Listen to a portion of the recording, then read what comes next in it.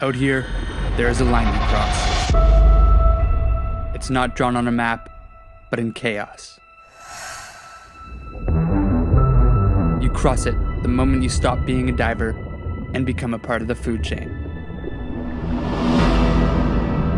Listen to the wind blow, watch the sun rise. The locals here speak of a guardian beneath the surface. In the shadow, An underwater monster. damn your love, damn your love. They call it Nago. It's 3 a.m. at our final destination. Our first flight got canceled. We're hoping they can get us on one tomorrow. Our bags got searched and then confiscated in China. We had a 13-hour layover, then another flight and another flight. We're 48 hours into travel. Then got on a 2-day boat ride. With a delayed departure, we had no time to set up logistics, yet somehow we've made it happen.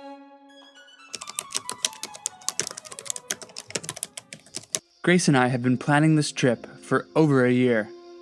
And after 4 days of travel, we were finally here. Our base camp, where we would store all of our gear and meet our guests in the coming weeks.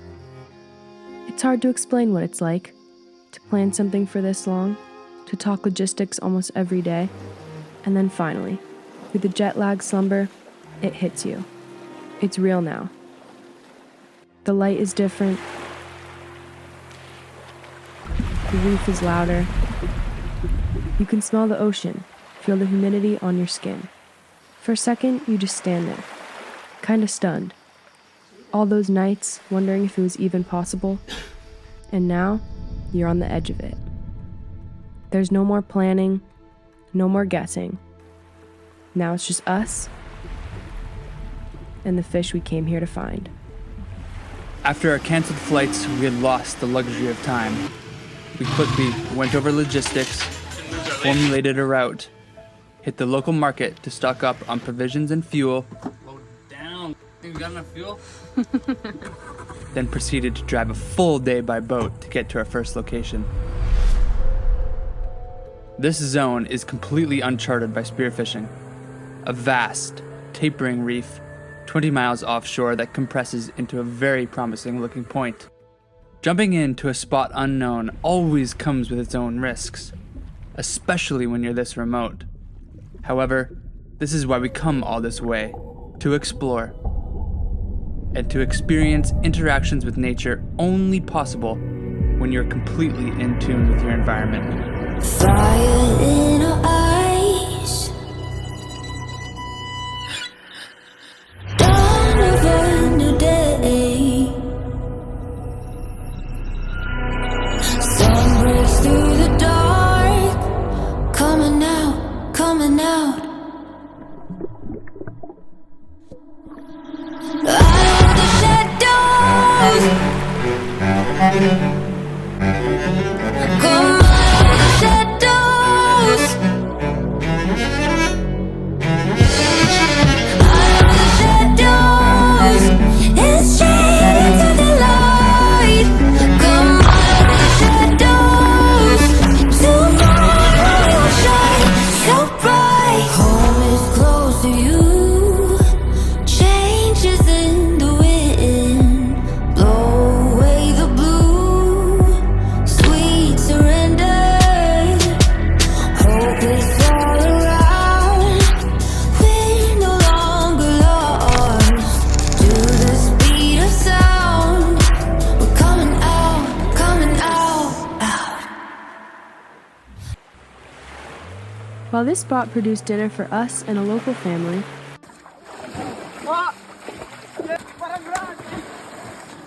as well as a few good memories, we couldn't find the thick schools of rainbows that we know doggies love. So we headed back to camp. We pitched our tents, hammocks in the trees and mosquitoes in our ears. What are you doing, Gracie? It's weird being out here. You travel for days, burn fuel, burn time, and burn resources.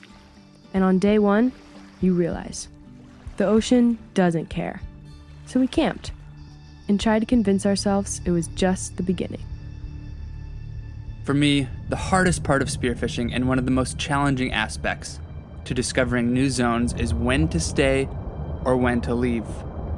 You never want to leave fish to find fish. However, if it's not working, you can't be afraid to move. We traveled all this way to this specific location to find Dogtooth Tuna. Every spearfisherman has heard the stories. Legends of tuna so strong they tear apart gear. Of drifts so fast you never surface where the dive began. Of bait balls boiling in silence just before the sea explodes.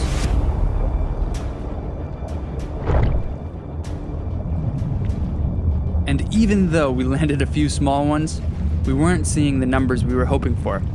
So the next morning, we debated, but in the end, we decided to pull camp and head north. We were chasing the unexplored and had a weather window to make it happen. A zone we'd been scouting on our phones for over a year. No one we knew had ever been there, but the models looked perfect. Pulling up to this new location, you realize these are the kinds of places the ocean keeps for itself. Wild, untouched, and sacred. When you step ashore here, it's not victory you feel, it's humility. As if the earth is reminding you, you are not in control. This is a coral atoll, hundreds of miles away from any type of civilization. There is no food here, no electricity, and no service. Just the reef, and what we can take from it. This is hunting, stripped to its core. We would use this little atoll as a base and dive the surrounding reefs for as long as the conditions permitted. Almost right away, the call to move paid off, and we were reminded why we traveled to the end of the world.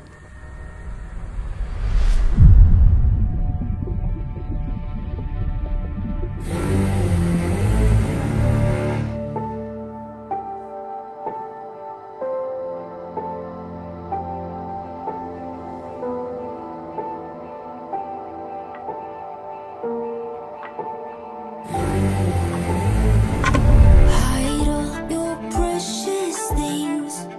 Don't let anyone into your mind. The things we hide.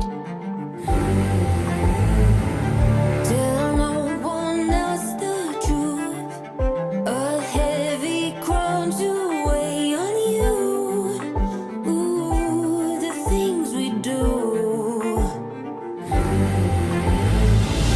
The bond that we're making, the rules that we're breaking, to pay the highest price of all. Secret skill, secret skill.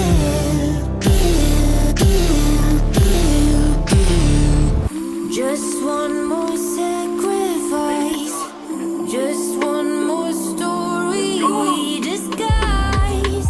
One of the goals of this trip was to check a dogtooth tuna off the list for my girlfriend Grace. After spending majority of her time filming and shooting fish for others, Grace got her moment on a fish we'll both remember for the rest of our lives. Just you and me. The bond that we're making, the rules that we're breaking, to pay the highest price of all. Secret skill, secret skill.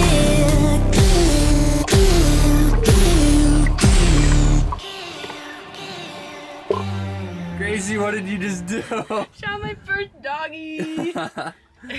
Talk us through it. We were seeing some big mackerels all day, lots of bait balls, and we found this one that was really alive, and I took a couple drops on it. And on this last drop, saw it come in, thought it was going away from me, and I grunted and it came back in, and I shot it. What happened with the gun? Got a muzzle wrap, So I muzzled it up, freaking out, and then Luca met me. We landed We landed him. our first one. It's a baby, bud. It's my baby. It's my first one, and I won't shoot anything small again. Congrats. Wow. Hold it up, trophy. Over the next few days, we got lucky with some incredible encounters. Large schools of wahoo, No time to waste under the setting sun big Spanish mackerel, as daylight fades. Close your eyes and jump into our wildest dreams. walls of Dogtooth Tuna, Into a world created by design, and it's ours. and an amazing variety of our favorite eating reef species. Into our wildest dreams. Follow me into our wildest dreams, our wildest dreams. Do you believe that there's something to see? Follow me into our wildest dreams. Moth to a flame. As we were scouting these new zones, we were relying 100% on catching fish as our source of protein. With this comes its own challenges, and adds a whole nother level to what we were doing. It's very simple. Without catching fish, we would go to bed hungry.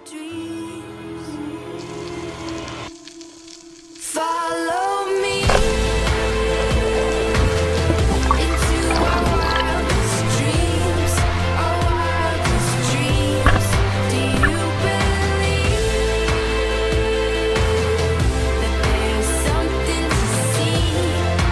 Follow me into our wildest dreams. Don't wake me up. To take a life in the ocean is not sport to us. It's survival. It's reverence. It's choosing to be fully responsible for the meat on our plate. There's no package detachment, no anonymous violence behind a supermarket label. When we spear a fish, we own it. From the chase to the kill, to the gutting and the fire. It's an exchange. We take only what we need. We know what it cost.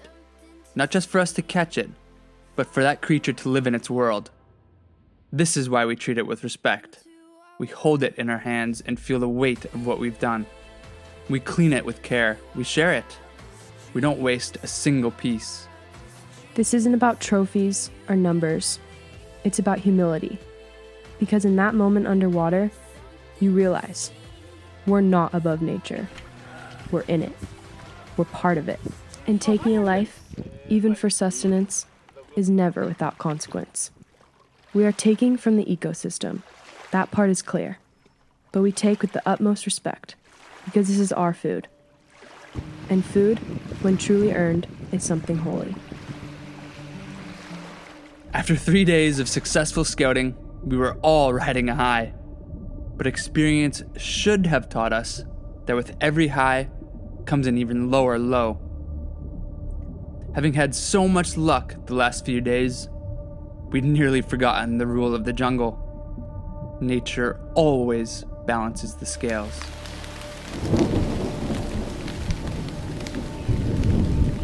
We woke up to a stormy day, and with this low pressure system, the bait vanished.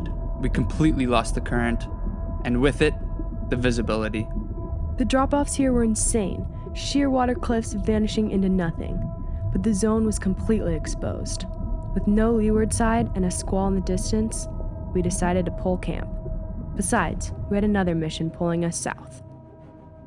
It was time to regroup, time to meet the rest of the crew and make a push west, towards a zone we knew well, a zone that's delivered giants in the past. The call was made.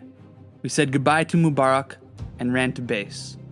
Waiting there, fresh off a 3-day flight and running on no sleep, were the UK boys, Josh, Dino, and Grant. Just in time to gear up and head straight back into the wild. Hey guys, we're Grace and Luca. Thank you so much for watching part 1 of Naga. This is our very first documentary, and so we're so excited for you guys to be here at the very start of our journey. Part 1 was just the beginning, and trust us, things only get wilder from here. We can't wait to hear what you think, and we'll see you in part 2. Thanks guys.